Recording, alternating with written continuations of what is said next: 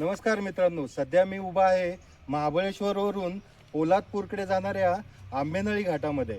तर तुम्हाला माहीतच असेल, इसवी सन 10 नोव्हेंबर 1659 रोजी छत्रपती शिवाजी महाराजांनी स्वराज्यावर चालून आलेला आदिलशाही सरदार रूपी 32 दातांचा बोकड आपल्या प्रतापगडच्या पायथ्याशी फाडला होता. हा सरदार 22,000 सैन्य, हत्ती, उंट, तोफा, मुबलक खजाना, अगणित अशी हत्यारे असा लवाजमा घेऊन चढ्या घोड्यानिशी शिवाजीला पकडून घेऊन येतो अशी शपथ घेऊन विजापूरवरून निघाला होता. येताना हा काही सरळ मार्गाने आले नव्हता. येताना तुळजापूरच्या भवानीला, पंढरपूरच्या पांडुरंगाला तोशीस दिली, अनेक गावे मंदिरे उद्ध्वस्त केली. हा सरदार फलटण मार्गे वाईमध्ये येऊन ठाण मांडून बसला. पण त्याला काय माहिती, इथे स्वराज्याचा नरसिंह त्याची वाट बघत बसला आहे. महाराज तर प्रतापगडावरती होते आणि हा 32 दातांचा बोकड वाईमध्ये. आता बोकड फाडायचं म्हणल्यावरती त्याला वाईमधून आपल्याला प्रतापगडला आणला पाहिजे ना. तर हे शिवधनुष्य घेतलं होतं ते महाराजांच्या वकिलांनी, म्हणजे गोपीनाथ पंत बोकील यांनी. पंतांनी अचूक कामगिरी करून हा सरदार रूपी बोकड प्रतापगडाच्या पायथ्याला आणायला राजी केला. शिवकाळामध्ये वाईमधून प्रतापगडाकडे यायचं म्हणजे पहिलं तर तायघाट पार करावं लागणार. तायघाट मार्गे आपल्याला महाबळेश्वरला यावं लागणार. खरी कसरत तर अजून पुढे आहे मित्रांनो, कारण हत्ती, उंट, तोफा, मुबलक खजिना, हत्यारे आणि मोठी फौज हा सगळा लवाजमा घेऊन महाबळेश्वरवरून उतरायचं. त्याच्यानंतर परत जावळीतील पार्वतीपूर या गावामध्ये उतरायचं, म्हणजे एक महादिव्यच होतं. आणि हेच महादिव्य आपण आज अनुभवणार आहोत. आणि त्याचबरोबर महाराजांनी या सरदाराला प्रतापगडाकडे याच वाटेने का आणले? पार्वतीपूर म्हणजे कुठले गाव? कोण होता हा आदिलशाही सरदार? महाराजांनी या युद्धासाठी जावळी हीच युद्धभूमी का ठरवली? काय होता महाराजांचा शिवप्रताप? या सर्व प्रश्नांची उत्तरे आपण या व्हिडिओमध्ये घेणार आहोत. तर नमस्कार मित्रांनो, मी राजेंद्र स्वागत करतो तुम्हा सर्वांचं आपल्या पुणेरी एक्सप्रेस या मराठी यूट्यूब चॅनलमध्ये. जर मित्रांनो तुम्ही या चॅनलवरती नवीन असाल तर आपल्या चॅनलला सबस्क्राईब करायला विसरू नका मित्रांनो. आणि सबस्क्राईब केल्यानंतर ती शेजारची घंटाही दाबा, ज्यामुळं पुढे येणाऱ्या सर्व व्हिडिओचे नोटिफिकेशन तुम्हाला मिळतील. तर मित्रांनो तुम्ही पाहू शकता, आपण सध्या आंबेनळी घाटामध्ये आहोत. हा जो उजव्या बाजूचा रोड आहे, तिथून जर तुम्ही चालत आले तर मेटतळे गावापासून साधारण 100 मीटरवर आले की ही जागा लागते मित्रांनो. ही नोट डाऊन करा. हा तोच घाट आहे मित्रांनो. याचं नाव आहे रडतोंडीचा घाट. याच मार्गाने हा आदिलशाही सरदार रूपी 32 दाताचा बोकड महाराजांनी याच रडतोंडीच्या घाटाने खाली पारमध्ये आणि त्याच्यानंतर पुढे प्रतापगडाकडे आणला होता मित्रांनो. तर ही वाट नीटपणे पाहून घ्या मित्रांनो. ही छोटीशीच वाट आहे, तिथे कुठलाही बोर्ड लागलेला नाहीये. तुम्हाला फक्त ओळखावं लागेल. मेटतळे या गावामधून 100 मीटर आपल्याला खाली चालत यायचे आहे आणि त्याच्यानंतर इथे एक असा टर्न आहे. या टर्नच्या हा जो तटबंदी बांधलेली आहे घाटाची, इथे एक छोटासा तुटलेला पोर्शन आहे आणि ही वाट खाली जंगलामध्ये उतरत आहे. हाच आहे शिवकाळातला रडतोंडीचा घाट मित्रांनो, आणि त्याचाच आपण थ्रिल आज अनुभव घेणार आहोत.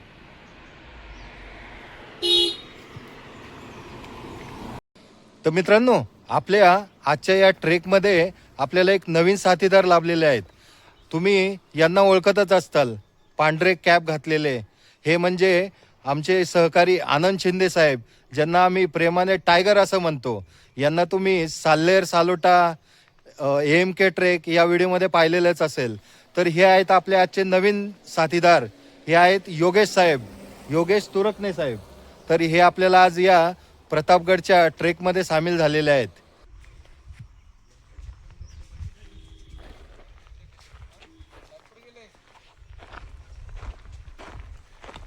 मित्रांनो, आता आपण ऐतिहासिक अशा रडतोंडीच्या घाटमार्गे खाली उतरायला चालू केलेला आहे मित्रांनो. तर हा जंगल ट्रेक असणार आहे मित्रांनो. तर आशा करतो आम्ही या जंगलामध्ये चुकू नये मित्रांनो. जेवढी तयारी करता येईल तेवढी केलेली आहे मित्रांनो. घाटवाट कशी आहे, कुठे वळणे आहेत याची माहिती घेऊन आलेलंच आहे. परंतु सह्याद्रीला आपण कमी लेखून चालत नाही मित्रांनो. सह्याद्री कधी पण आपल्याला भटकून देऊ शकतो, कारण या जंगलातल्या वाटा आहेत.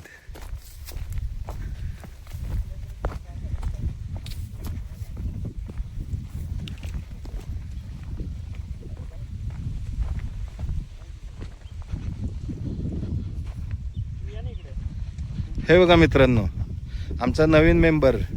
थोडं 2 मिनिटं चाललं की लगेच फोटोग्राफी सुरू.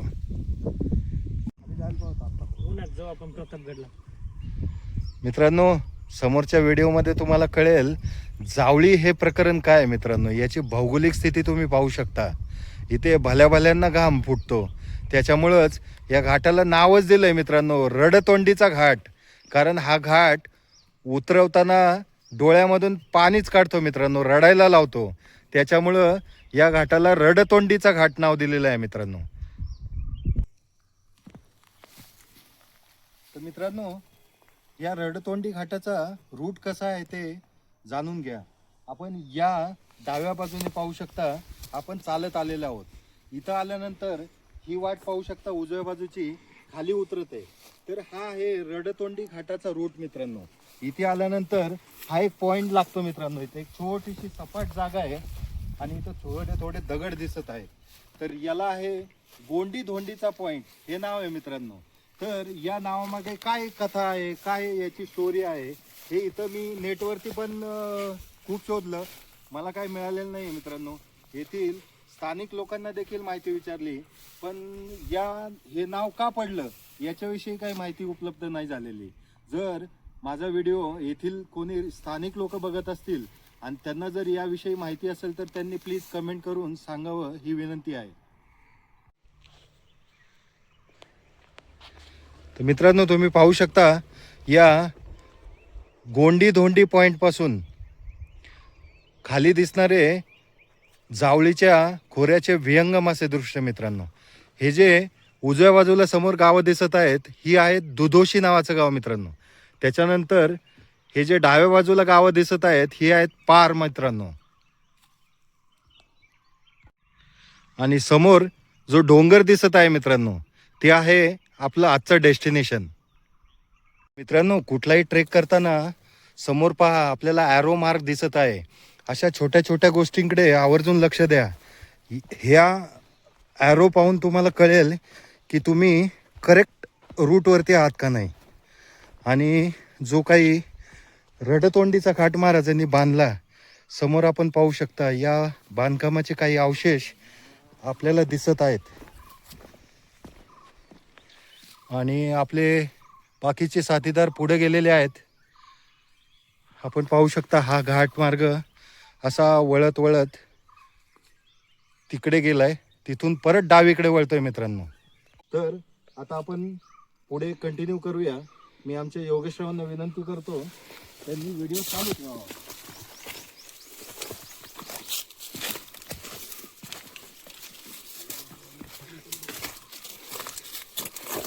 तर आज शिंदे साहेब जे व्हिडिओचं काम करायचं ते काम अपलोड होऊन योगेशरावांकडे आलेलं आहे.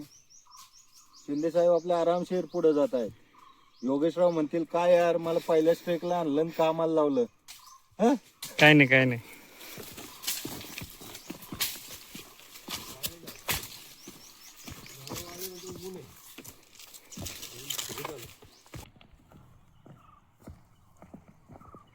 तर मित्रांनो, तुम्ही पाहू शकता आपण रडतोंडीचा घाट उतरायला चालू केलेला आहे.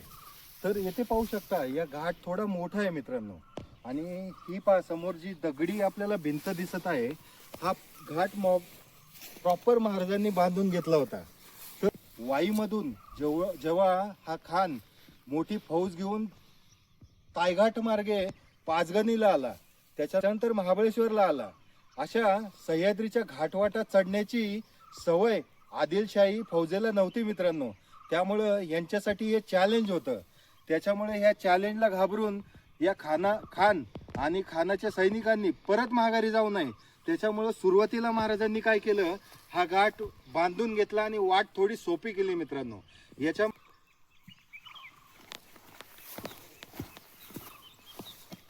मित्रांनो, कुठलाही ट्रेक करताना वाटा कशा फुटतात आणि त्या वाटा कशा ओळखायच्या याच्या काही ट्रिक सांगतो मित्रांनो.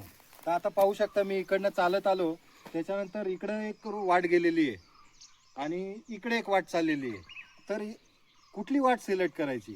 नेहमी ट्रेक करताना आजूबाजूला पाहत राहायचं मित्रांनो, काय दिसतंय का, दगडावर दगड रचलेले आहेत का, कुठल्या झाडाच्या फांदीला कुठली रेबीन बांधलेली आहे का, किंवा खाली नजर ठेवायची. इथं पहा, इथं बाण दिलेला आहे मित्रांनो.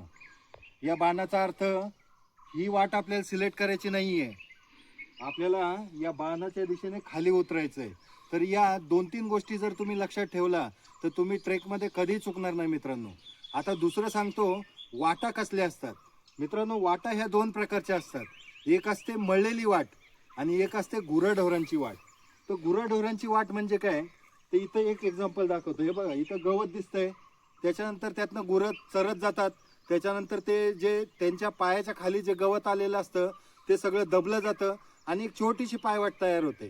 ती मळलेली नसते मित्रांनो, त्यामुळे त्याला म्हणायचं गुराढोरांची वाट. आणि जी मळलेली वाट असते ती आपण पाहू शकता, मळलेल्या वाटेमध्ये कधी गवत उगवलेलं नसतं, जास्त पाला पाचोळा झालेला नसतो, तो असा साईडला गेलेला असतो आणि प्रॉपर मातीयुक्त वाट असते, त्याला म्हणायचं मळलेली वाट. तर या 2 वाटामधला जर तुम्ही फरक ओळखू शकला तर तुम्ही कधीही ट्रेकिंगमध्ये चुकणार नाही मित्रांनो. तर मित्रांनो, आम्ही सकाळधरून जो काही ट्रेक करतोय ह्या जंगलामधून, तर आमचं लक्ष सगळं खालीच होतं मित्रांनो. त्यामुळं खानाचे जे सैनिक होते त्यांचंही लक्ष खालीच होतं मित्रांनो. कारण जंगलातून उतरताना ही वाट त्यांच्यासाठी अनोळखी होती. वाट कुठं जाते हे त्यांना बघण्यासाठी खालीच बघत चाललो होतो आम्ही. त्यामुळं त्यावेळेस हे जे जंगल घनदाट असेल, याच घनदाट जंगलामध्ये महाराजांचे अनेक गुप्तहेर लपून बसले असतील मित्रांनो. आणि खानाच्या जो काही रूट होता त्याची खडानखडा माहिती महाराजांना प्रतापगडवरती मिळत होती. तर हा ट्रेक आज करताना आम्हाला एक नवीन गोष्ट आढळली मित्रांनो. मी योगेशरावांना थोडी विनंती करतो, त्यांनी थोडं जवळ येऊन दाखवावं. या ट्रेक वाटेवरती जे काही दगड दिसले त्याच्यावरती हे असं ऑइल स्वरूपामध्ये काहीतरी टाकलेलं आढळलं मित्रांनो आम्हाला. तर हे काय आहे, ज्यांना माहिती असेल त्यांनी कमेंट करून सांगा मित्रांनो. कारण हे खूपच प्रमाणामध्ये आपल्याला दिसत आहे. दर साधारण 50 मीटर नंतर आपल्याला प्रत्येक दगडावरती असं हे काय ऑइल सदृश पदार्थ टाकलेला दिसत आहे. हे काय आहे, एखाद्या प्राण्याची मूत्र आहे का कुणी रूट मार्क करण्यासाठी टाकलेलं काही ऑइल आहे, हे कळायला काही मार्ग नाही मित्रांनो. ट्रेक करताना जे काही करेक्ट रूट शोधण्यासाठीचे मार्क सांगितले होते त्यातला हा दुसरा मार्क. इथे आपल्याला भगवा झेंडा दिसत आहे, त्यामुळं आपण करेक्ट रूटवरती आहोत. कारण जे काही सह्याद्रीमध्ये लोक भटकतात ते नेहमी अशा प्रकारच्या खुणा मार्क करून ठेवतात, ज्यांनी आपल्यासारख्या ट्रेकर्स लोकांना मदत होते मित्रांनो. मित्रांनो, या 2026 आत्ता हा रडतोंडीचा घाट कसा आहे तुम्ही पाहताय. हे जंगल पाहताय, समोर आपला शहरातील टायगर दिसत आहे, त्याच्यानंतर आपले नवीन साथीदार योगेशराव यांची फोटोग्राफी स्किल सुरू झालेली आहे. आणि आत्ताचं जंगल बघा मित्रांनो किती घनदाट आहे. मग विचार करा शिवकाळामध्ये हे जंगल किती घनदाट असेल. आणि महाराजांनी या 32 दाताच्या बोकडाला इकडं जावळीत का बोलवला, याचे उत्तर म्हणजे हेच मित्रांनो, इथे असणारा निसर्ग. तर मित्रांनो तुम्ही पाहू शकता रडतोंडीचा जो काही ट्रेक रूट आहे तो प्रॉपरली इथे झेंडे लावून मार्क केलेला दिसत आहे. चला साथीदारांनो, तर आता योगेशरावांनी त्यांच्या वासाच्या स्किलचं वापर केलेला आहे आणि आता आपल्याला ते सांगतील या दगडावरती ऑइल सदृश पदार्थ काय आहे योगेशराव? मला असं वाटतं ते एखाद्या प्राण्याचं लघवी किंवा हे असेल असं वाटतं मला. ओके, चला योगेशरावांनी त्यांच्या पद्धतीने माहिती दिलेली आहे. तर आता आपण जेव्हा लोकांना काही विचारू आणि त्यांच्याकडनं ही माहिती कन्फर्म करायचं हे करू. तर मित्रांनो आता इथं आल्यावरती 2 रूट दिसत आहेत. तर यातला डावा घ्यायचा की उजवा घ्यायचा हा प्रश्न पडलेला आहे. तर आपण उजव्या बाजूचा रूट सिलेक्ट केलेला आहे, कारण आपले टायगर यांनी सांगितलेल्या पद्धतीने मार्क शोधलेला आहे मित्रांनो. तुम्ही पाहू शकता मोहीम शिवकालीन हिंदुस्तान. तर मित्रांनो, योगेश रावानंतर आपले टायगर देखील हे काय लिक्विड आहे मित्रांनो दगडाला लावलेलं, त्याचा वास घेऊन त्यांनी अंदाज लावलेला आहे. तर शिंदे साहेब, तुमच्या मते काय असू शकतंय? ते ऑइलचा मार्क असावा. मोहिमेच्या सुरुवातीला जे मुलं मोठ्या प्रमाणात मावळ्यांची मोहीम होती, जो सुरुवातीला जो मावळा पुढे गेला असेल, मागच्यांना ती वाट कळावी म्हणून कदाचित काठीला तो बोळा लावला असेल आणि त्यांना अगोदर सांगितलं असेल की अशा पद्धतीच्या ऑइलच्या खुणा असतील, त्या पाऊल खुण जरी तुम्ही चुकलात तरी ते त्या ऑइलच्या पाऊल खुणानी त्या दगडावरती आपला ट्रेडमार्क आहे, त्यानुसार तुम्ही पुढे या, असा आपण अंदाज तुर्तास तरी असा बांधलेला आहे. मी त्याचा वास घेण्याचा प्रयत्न केला, पण तो ऑइलचा कारण इतके दिवस तो ऑइलचा वास राहू शकत नाही, पण खूप ताकदीने घेतल्यानंतर तो कळतोय असं मला वाटतं. अननोन असणाऱ्या वाटेवरनं ट्रेक करत जायचं, त्याच्यानंतर थोडे फाटे आले की वाट सिलेक्ट करायची. हे एक थ्रिलच आहे वेगळं ट्रेकचं, जे आम्ही दुसऱ्यांदा अनुभव घेत आहोत. पहिल्यांदा घेतला होता साल्लेर आणि सालोटा करताना, आणि आता दुसऱ्यांदा आम्ही अनुभव घेत आहोत रडतोंडीचा घाट उतरताना. मित्रांनो, कसं आहे जावळीचं जंगल, हे जंगल बघूनच कळतंय मित्रांनो, महाराजांनी या बोकडाला इथे का बोलवलं असेल.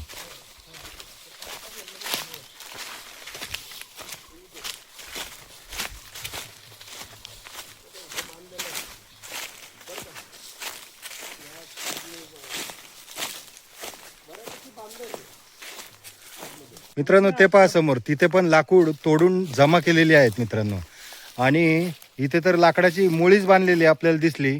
तर ही मोळी पाहून आमच्या टायगरला काही कंट्रोल झालं नाही मित्रांनो. त्यांनी आपली घेतली खांद्यावर आणि सध्या त्यांचं मोळी घेऊन फोटो सेशन चालू आहे मित्रांनो. आपण पाहू शकता योगेशराव 1.5 लाखाचा मोबाईल घेऊन फोटोग्राफी करत आहेत. आपल्याला जर रडतोंडी घाटाचा ट्रेक मार्ग करायचा असेल तर सर्वात प्रथम आपल्याला पुणे, त्याच्यानंतर वाई, त्याच्यानंतर पाचगणी, महाबळेश्वर असं प्रवास करून मेटतळे, जे आंबेनळी घाटामध्ये आहे, या गावामध्ये यावं लागेल. आणि मेटतळे गावापासून आपण चालत जायचं आहे आपल्याला पोलादपूरच्या बाजूने. साधारण 100 मीटर चालून जायचे. तिथं आपल्याला रडतोंडी घाटामध्ये उतरणारा एक पायवाट दिसते मित्रांनो. सर्वात आधी सांगतो कोण होता हा आदिलशाही सरदार रूपी 32 जाताचा बोकड. मूळ अफगाणी असलेला 6.5 ते 7 फूट उंचाचा धिप्पाड देह, भटारी सारख्या साधारण कुटुंबामध्ये जन्म घेऊन देखील तो विजापूर दरबारातील नव्हे तर अवघ्या दख्खनमधला नामांकित सरदार पदाला पोचला होता. आदिलशाही सरदार रंदुल्ला खान याच्या नेतृत्वाखाली याच सरदाराने चिकनाय खळली आणि बेल्लूरचा किल्ला भुयाराद्वारे सुरुंग पेटून राजा व्यंकटपती याच्याकडून हस्तगत केला होता. शिवाय तुंकूरचा किल्ला देखील मिळवला होता, जे श्रीरंगपट्टण आहे, कर्णपूर या राजाला देखील पराभूत केले होते. त्याच्यानंतर मदुरा नगरी म्हणजे हल्लीची मदुराई, कांचीपूर हे सगळं उद्ध्वस्त करून तिथून सोन्याची लूट आणली होती. यांनी आंध्र प्रदेश आणि तामिळनाडू या भागामध्ये एवढा पराक्रम केला की श्रीलंकेमधील सिंहन राजे देखील या सरदाराच्या नावाने घाबरत होते. तर रंदुला खानाने या सरदाराला, जो कर्नाटकमधील शिरे एक नावाचं गाव आहे, तिथील किल्ला घेण्यासाठी पाठवलं होतं. तर या सरदाराने काय केलं, त्या शिरे प्रदेशाच्या राजा कस्तुरीरंग नायक याला तहाची बोलणी करायची म्हणून निमंत्रण पाठवलं. आणि जेव्हा तो तहाची बोलणी करायला आला तर त्याचा विश्वासघात करून त्याचा शिरच्छेद केला होता मित्रांनो. असा हा विश्वासघातकी सरदार होता. भोसले कुटुंबियांचा पक्का वैरी. शहाजी महाराजांना जी काही बँगलोरमध्ये अटक झाली होती, ती अटक करण्यामध्ये याचा सिंहाचा वाटा होता. शिवरायांचे वडील बंधू श्री संभाजीराजे यांना कनकगिरीच्या वेढ्यामध्ये दगाबाजीने मारण्यामध्ये याचा वाटा होता. असा प्रचंड मुत्सद्दी, क्रूर, कपटी, पराक्रमी असलेला अब्दुल खान भटारी म्हणजे अफजल खान हा होय मित्रांनो.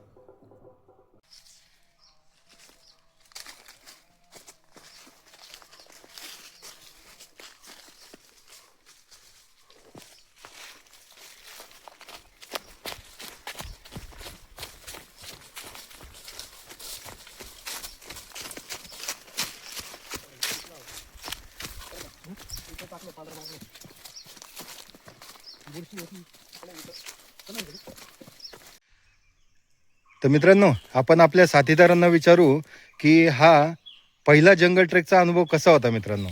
तर आपण योगेश रावांना विचारू. एक नंबर अनुभव आहे. आपला पहिला एक्सपिरियन्स होता तो पन्हाळा पावनखिंड्याचा, जो आपण पावसाळ्यात केला होता, भर पावसामध्ये.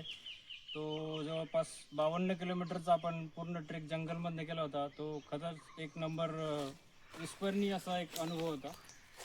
आणि हाचा दुसरा एक नवीन थ्रिलिंग एक्सपिरियन्स. शिंदे साहेब. मला म्हणजे पन्हाळा ते पावनखिंड हा 52 किलोमीटरचा ट्रेक होता. पण त्यावेळेस त्या ट्रेकमध्ये जरी तो थ्रिल होता, पण त्याच्यात एक ग्रुप होता आणि मार्गदर्शक गाईड होता. हा ट्रेक असा आहे की विदाऊट गाईड, म्हणजे हा ट्रेक माननीय लडकत साहेबांनी इतिहासात किंवा व्हिडिओमध्ये तो वाचला होता आणि तो बघितला होता की या गोष्टीवरती हा रस्ता आम्ही शोधलाय. म्हणजे जो वाचलेली गोष्ट आहे आणि ती शोधली, मग त्याच्यात जो आनंद आहे खऱ्या अर्थाने, तो मजा आली. आणि बऱ्याच लोकांनी सांगितलं अरे आता ऊन खूप झालेलं आहे आणि आता ट्रेक करायचं कसं काय करतात. नाही म्हटलं आपण जंगल ट्रेकमधनं जाऊया. आणि खरोखरच सांगायचं तर अगदी अरुंद रस्ता आणि त्या ठिकाणी रेबिन, ऑइल सांडल्याच्या खुणा किंवा मोहीम अशा पद्धतीने ते दर्शक बोर्ड असल्यामुळे आणि जो शोधलेली वाट आणि त्याच्यावरून आपण चालतोय याचा जो आनंद होता तो खरोखरच जबरदस्त होता.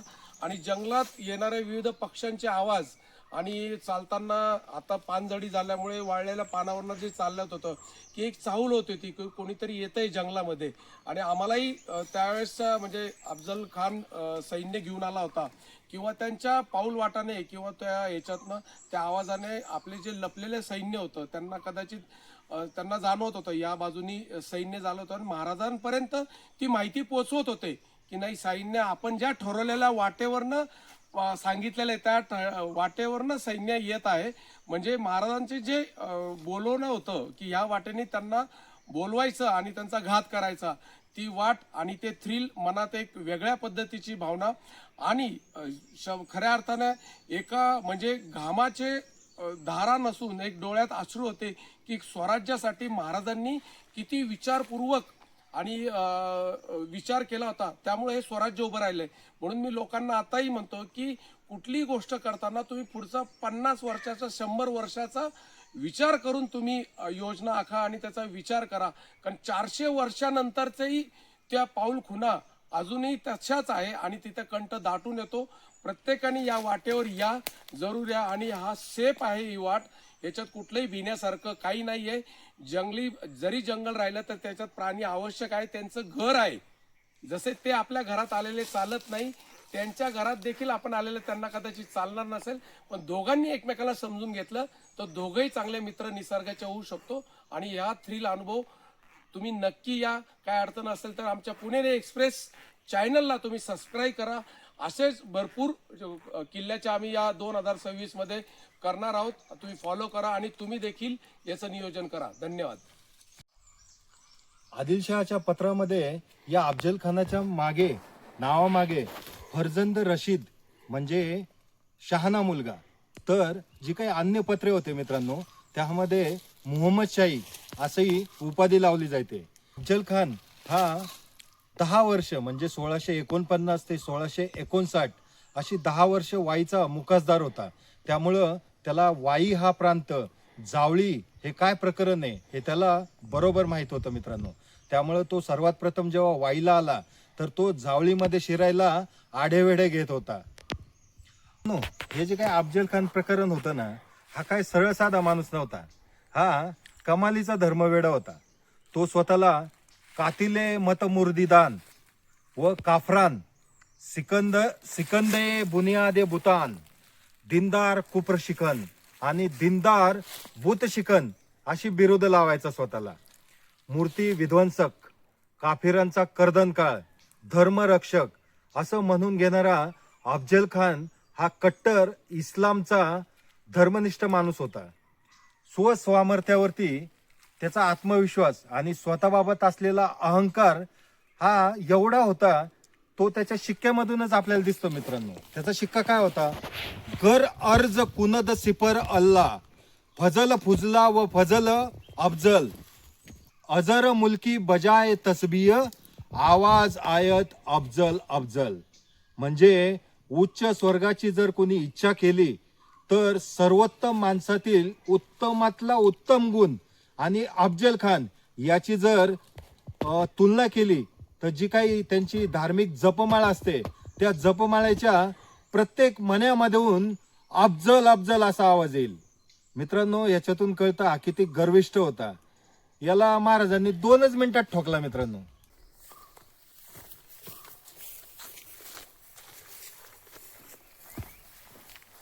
तर मित्रांनो, आता आपण जे काही रडतोंडीचा घाट होता आणि त्यामध्ये असणारे जंगल हे उतरून खाली आलेलो आहोत. आपण माझ्या उजव्या बाजूला पाहू शकता, आपल्याला इथं एक पाण्याची टाकी केल्याचं दिसत आहे मित्रांनो. तर आणि इथून थोडं पुढे गेले की आपण तिथे पाहू शकता समोर आपल्याला डांबरी रोडच दिसतोय मित्रांनो. आपण आलेलो आहोत घोगलवाडीमध्ये. घोगलवाडी हे एक छोटीशी गाव आहे जे मेटतळे या ग्रामपंचायती खाली असलेलं गाव आहे. तर मी शिंदे साहेबांना विनंती करतो त्यांनी माझ्याबरोबर थोडं चालत येऊन दाखवावं.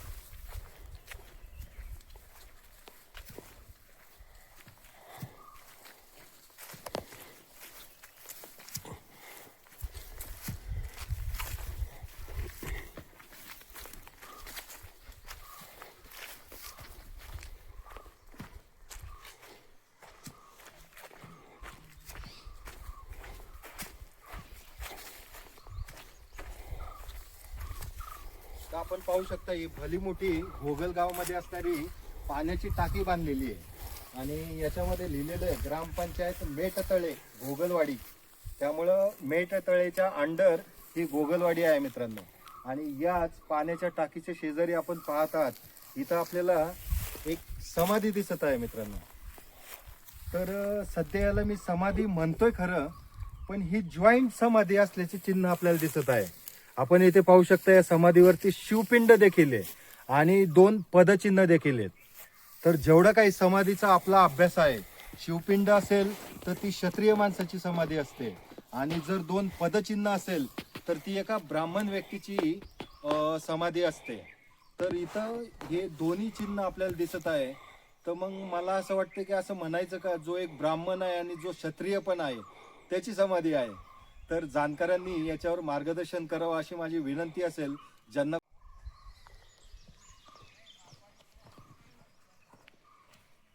तर मित्रांनो, तुम्ही पाहू शकता आपल्याला येथे आता डांबरी रोड लागलेला आहे. रडतोंडीचा घाटाचं जंगल पार करून आपण खाली आलेलो आहोत. तर आता हे कसं ओळखायचं, इकडे जायचंय का इकडे जायचंय? जर कोणी नसेल तर आपण स्थानिक कोणी, इथे एक छोटीशी घरं आहेत, 2-4 घरं आहेत, त्यांना तुम्ही विचारू शकता.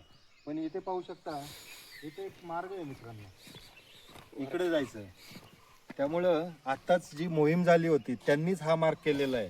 हा रोड असा इथं जंगलात जातून असा राईटला लेफ्टला वळत आहे. तिथून पुढे गेल्यानंतर आपल्याला शिवकालीन पूल देखील पाहायचा आहे. चला तर मित्रांनो, आपण पारगावाकडे चालत असताना आपल्याला एक शिवनिर्मित वास्तू पाहायला मिळते. तर आता ह्या ज्या दगडी पुलावरती मी उभा आहे तो आहे शिवाजी महाराजांनी बांधलेला जवळजवळ 350 ते 400 वर्षापूर्वी बांधलेला पूल मित्रांनो. तर मी आपले कॅमेरामॅन योगेश्वर यांना विनंती करेल त्यांनी मला फॉलो करावं. इथून राईट साईडला इथं खाली जाण्यासाठी शिडी मार्ग देखील बांधण्यात आलेला आहे मित्रांनो.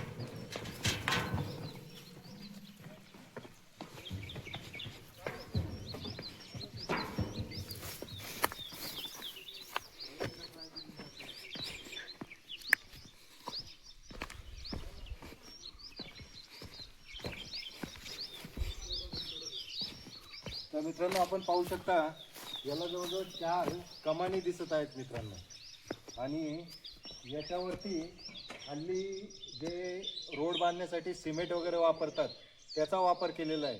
आणि अजूनही या पुलावरून अवजड वाहने देखील मित्रांनो ये जा करतात. आपण आत्ताच पाहतात आपल्याला टेम्पो देखील दिसत आहे. तर हा 350 ते 400 वर्षापूर्वीचा पूल अजून देखील ओके आहे मित्रांनो. या पुलाला एकही तडा किंवा क्रॅक गेलेला नाही मित्रांनो. जे नेहमी मी म्हणतो, नुसत्या सिमेंटमध्ये जान असून फायदा नाही मित्रांनो, रक्तामध्ये इमान पाहिजे. तेव्हाच अशा वास्तू निर्माण होतात. या पुलाला 4 कमानी आहेत. या पुलाची लांबी 16 मीटर इतकी असून रुंदी 6 मीटर आहे. आणि याच पुलाच्या निर्मितीच्या वेळी महाराजांनी ज्या गणपतीची पूजा केली होती मित्रांनो, त्या गणपतीचे मंदिर देखील आपल्याला या पुलाच्या बाजूला पाहायला मिळते.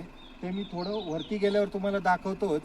हा पूल महाराजांनी कोयना नदीवर बांधलेला आहे मित्रांनो. कोयना नदी ही डावीकडे जावळी, दरे वगैरे ही गावे लागतात. ते तिकडनं कोयना नदी अशी इकडं खाली वाहत जाते मित्रांनो, दक्षिणेकडे. आणि समोर आपल्याला कोयना नदी दिसत आहे. आणि मगाशी जे बोललो गणपतीचं मंदिर ज्याची महाराजांनी पूजा केली होती, ते हेच मंदिर आहे मित्रांनो. शिवकालीन दगडी पूल असा समोर बोर्ड देखील आपल्याला दिसत आहे. तर मित्रांनो, तुम्ही हा जो पाठीमागे रोड दिसत आहे, त्या रोडनेच आपण शिवकालीन पूल पाहिला आणि सरळ चालत आलेलो आहोत. सरळ चालत आल्यावरती आपल्याला इथे एक चौक लागलेला आहे. उजव्या बाजूचा रोड हा पार गावामध्ये जाते. तर हा जो मागचा रोड आहे हा वाडा, कुंभरोशी या गावांकडे जातो.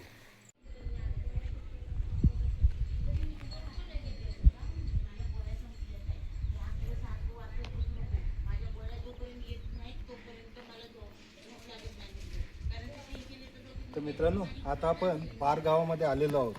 आणि पार गावामध्ये जे काही दुसरं आपलं मुख्य आकर्षण होतं ते आपल्याला मागेच दिसत आहे.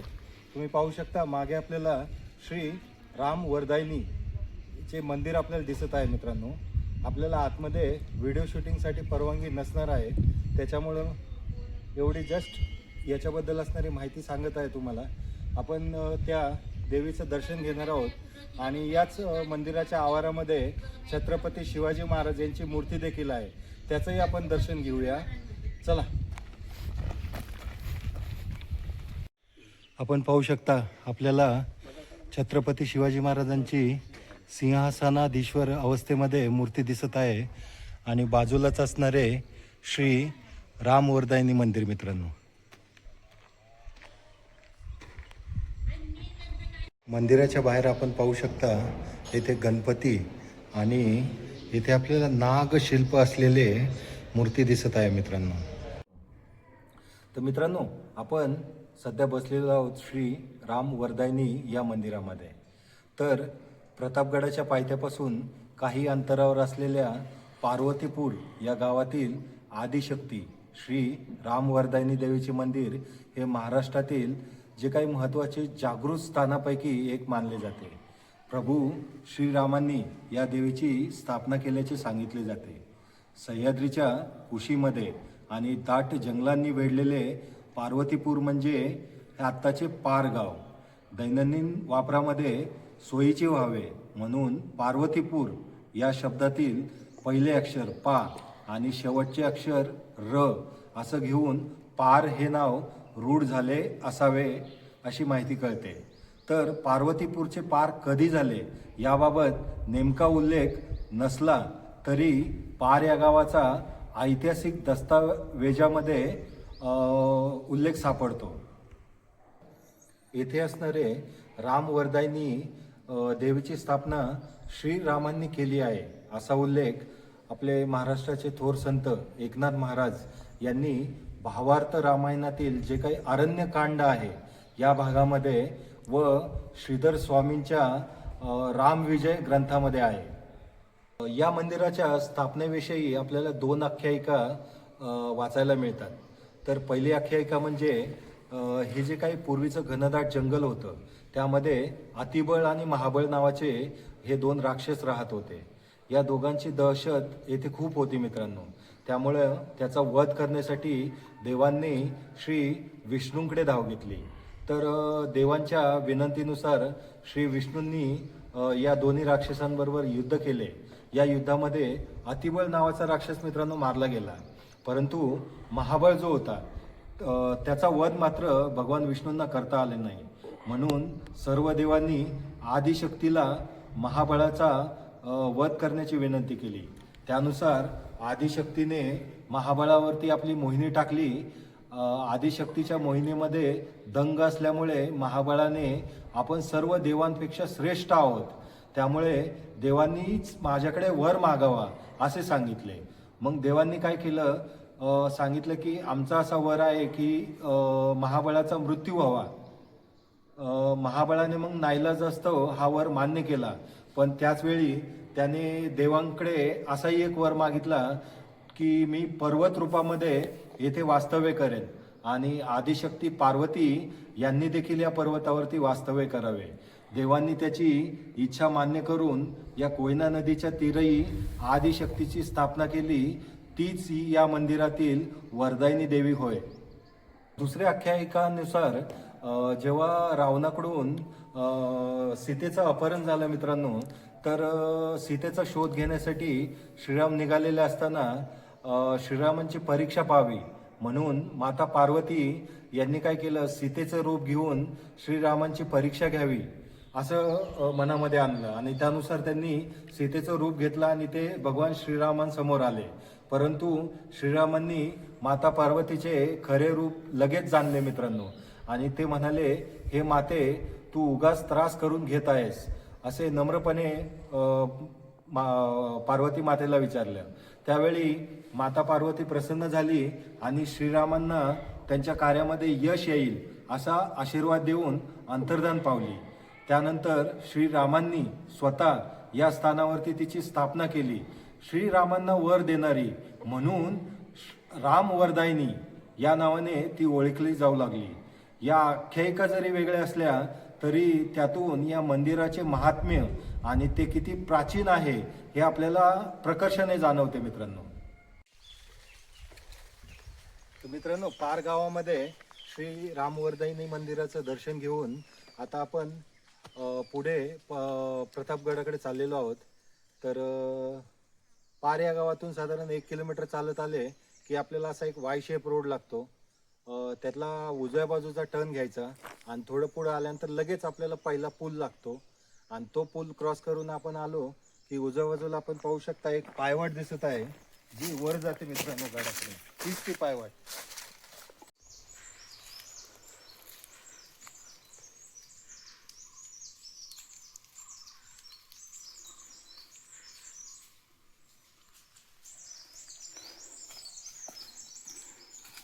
मित्रांनो, आता जे काही व्हिडिओमध्ये तुम्ही जंगल बघितलं त्याच्यावरून तुम्हाला अंदाज येईल हे जंगल जर आत्ता एवढं घनदाट आहे तर महाराजांच्या काळामध्ये किती घनदाट असेल. आणि त्यावेळेस सगळे जंगली प्राणी होते त्याच्यामध्ये. आता का कळलं, महाराजांनी जो 32 दाताचा बोकड होता त्याला फाडण्यासाठी जावळीत का बोलवलं होतं.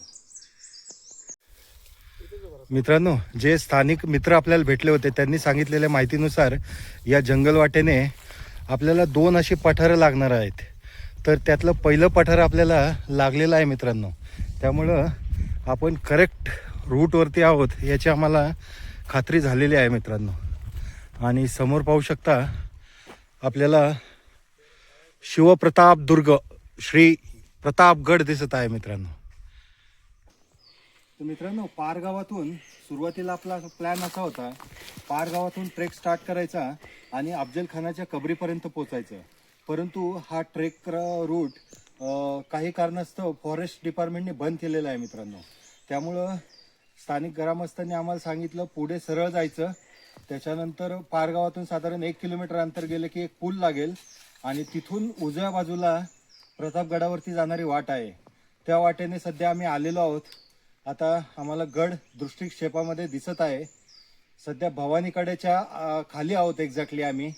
आणि मॅपनुसार मित्रांनो आज एका नव्या ट्रेक वाटेने आम्ही प्रतापगडावरती आलेलो आहोत. मॅपनुसार ही आहे शिवकालीन चिपेची वाट मित्रांनो. तर मलाही हे अनएक्सपेक्टेड होतं की ही वाट चिपेचीच असेल, कारण समोर जेव्हा मला भवानीचा बुरुज दिसला तेव्हा मला आठवलं ही शिवकालीन चिपेचीच वाट आहे मित्रांनो. त्यामुळं ठरवलं एका वाटेने, तिथनं शक्य नाही झालं आणि अनपेक्षितरित्या एका शिवकालीन वाटेने आम्हाला प्रतापगड करण्याचा आज संधी मिळाली मित्रांनो. त्यामुळं आम्ही खुश आहोत. आमचा प्लॅन होता रडतोंडी हा पुरातन घाटमार्ग करायचा, पण त्याबरोबर दुधात साखर म्हणजे आम्हाला शिवकालीन चिपेची वाट देखील करायला मिळाली. तर मित्रांनो, हेच आमचे आजचे तिसरे कलिग म्हणजे योगेशराव तुरकणे साहेब यांनीच आज या वाटेचं नेतृत्व केलेलं आहे मित्रांनो. त्यांनी एकूण एक अशा छोट्या छोट्या दिसणाऱ्या रिबन्स देखील बांधलेल्या शोधल्या मित्रांनो. आणि आत्तापर्यंत आम्ही व्यवस्थितरित्या गडाच्या मार्गावरती आहोत. चला आता भेटूया गडाच्या महादरवाजावरती.